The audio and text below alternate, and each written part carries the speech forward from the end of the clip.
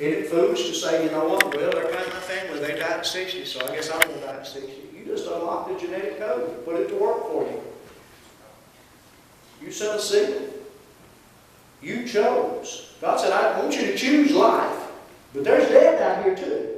Remember in the garden, what? There's the tree of knowledge of good and evil. You can't have one without the other. But God said, you get to choose. You choose which one of these you want. A fool's mouth calls for destruction. He begins to say those things that he doesn't want, really, but he creates the life he doesn't want. How many of us have done this? Foolishly done things that were destructive for us. Well, guess what? We're learning not to. We're learning not to, aren't we? Amen. Did you notice it says a talebearer? That's a gossip. The words are like a tasty trifle, and they go down and begin to go speed. Do you know that when you gossip, you not only kill yourself, you send out impulses, signals into the person you're gossiping to. That's why the Bible says, be careful what you hear. Yes. Don't listen to gossip. It's inside you.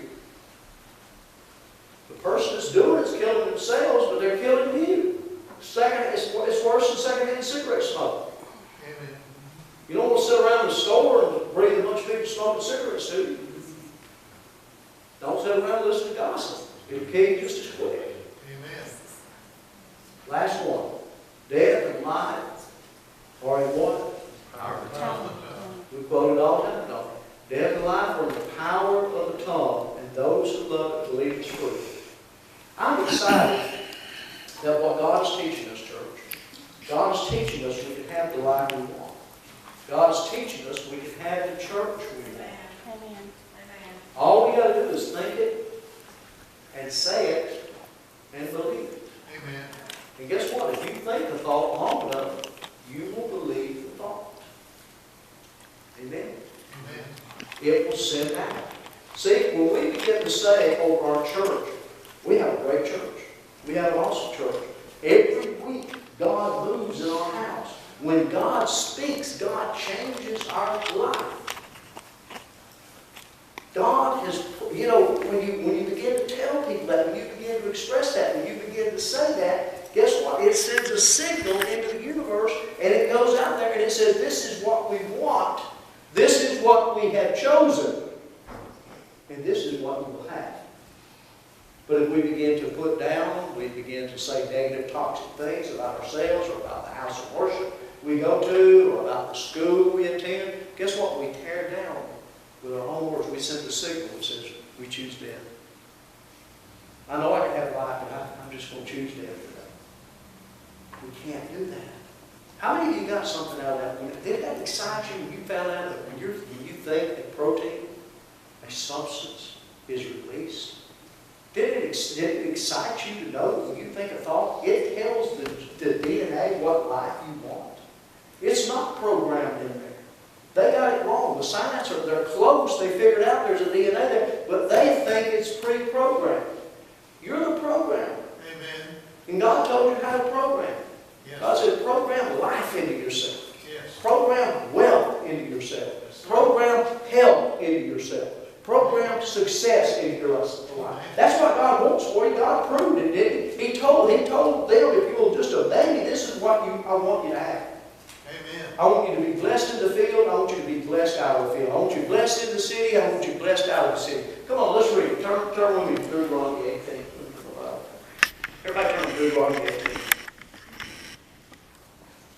think it's Deuteronomy 18. 28.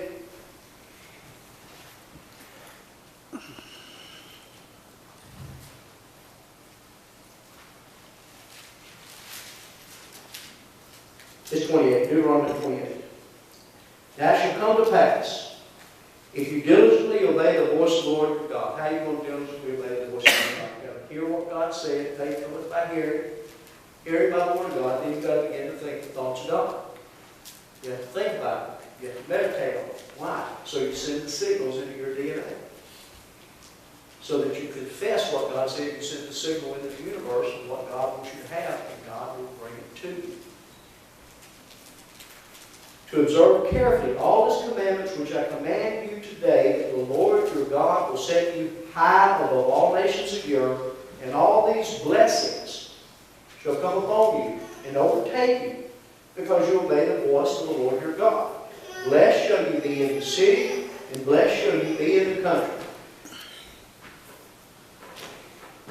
Everybody say, blessed in the city, Blessed in the city. blessed in the country. Blessed in the country. Y'all city folks, y'all get blessed in the city. All us country folks, we get blessed in the country. But if I choose to go to the city, I'll be blessed in the city. Blessed shall be the fruit of your body, the produce of your ground, the increase of your herbs, the increase of your cattle, and the offspring of your flocks. Blessed shall be your basket and your kneading bowl. Blessed shall you be when you come in, and blessed shall you be when you go out. The Lord will cause your enemies who rise against you to be defeated before your face. They shall come out against you one way, and they will flee before you 7 ways.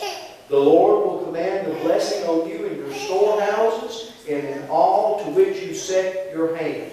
How many of you's got a job you got your hand on? Amen. God says, I'll prosper everything you put your hand on. Yes, sir. We'll say something to some of you. Some of you ain't blessed because you ain't got your hand on nothing. Amen. God can't bless nothing. If you want to be blessed, everybody look at it. You want to be blessed? Get a job. God can bless a job. Yes, sir. I don't care if it's the lowest paying job at McDonald's. God can bless it if you put your hand on it. Yes, sir. He can prosper that. He can't bless it when you ain't got nothing, your hand on nothing. He can't bless nothing. 0 times 0 equals what? 0. All right.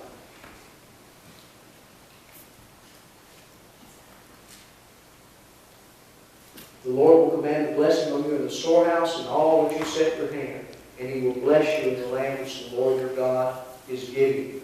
Yes. The Lord will establish you as a holy people to Himself, just as He has sworn to you, if you keep the commandments of the Lord your God and walk in His ways. Then all peoples of the earth shall see that you are called by the name of the Lord, and they shall be afraid of you. And the Lord will grant you plenty of goods in the fruit of your body, in the increase of your livestock, in the produce of the ground, of the land which the Lord swore to your forefathers to give you. The Lord will open to you His good treasure, and the heavens will give the rain to the land in its season, and bless all the work of your hand. You shall lend to many nations, but you shall not borrow, and the Lord will make you the head and not the tail. You shall be above only and not be beneath, if you heed the commandments of the Lord your God, which I command you today, and are careful to observe them. So you shall not turn aside from any of the words which I command you this day, to the right or the left, to go after other gods to serve them. Everything is tied up in how you think. Now, I just read to you what God's will for Israel was. God said you are the spiritual Israel. That's God's will for you. How many of you can get anywhere in there that God don't want you to have everything good? Say this with me. God wants me to have everything good. God wants me to be blessed. If I want a new car, God wants me to have a new car. If I want a nice house, God wants me to have a nice house. If I want to live to be 120 years old or older, God wants me to live that long. God wants me to be happy. God wants me to be blessed. God wants me to be healthy. God wants me to enjoy life. Can you not see that? Amen. Why do we think God is against us? God is for us. He's not against us. Don't feel guilty that you want. How many of you want stuff? God's not against you having stuff. God promised them all the stuff they can handle. He just didn't want them to forget where the stuff come from and how it got to them. It got to them because they obeyed Him. Because they chose to believe that God, the Creator, was smart enough to give us all this stuff if we would obey Him. That He's a good God and He's worth obeying. You know, they were talking to y'all about worshiping this morning, about not standing. Ask yourself, why don't I stand? I mean, if somebody says, hey, let's stand and worship God, why would you not stand? Ask yourself that question. It don't matter to me. I look here, I'm looking this way, I don't see if you stand or not. I'm worshiping. I don't care what you do. I'm going to worship God. You can sit there like a lump of water, it'll make no difference. I'm going to worship God. Amen. But if you don't, you need to ask yourself why. See, something gets in our thoughts. Something gets in our thoughts that gets us crazy. A God who wants you to be rich. Yes, sir. I said it. Rich. What it said, in 2 Corinthians, look it up. Everybody's going to watch the video here. Well, look it up. 2 Corinthians says, he became poor, though he was rich. He became poor for our sake, that we might be made rich. Look up the word. It's not talking about spiritual riches. I get so sick of that. People say, well, he's talking about spiritual stuff. Look up the word. It means having a bunch of stuff. What it means. It means rich. Just like that word means anywhere else in the English language, it means rich. Yes, sir. Have more than you need. That's what rich is. How many of you would be rich and poor? God wants you to be rich. Yes, sir. Poor. It's in the Bible. Read it. It's a good book. Everybody will read it.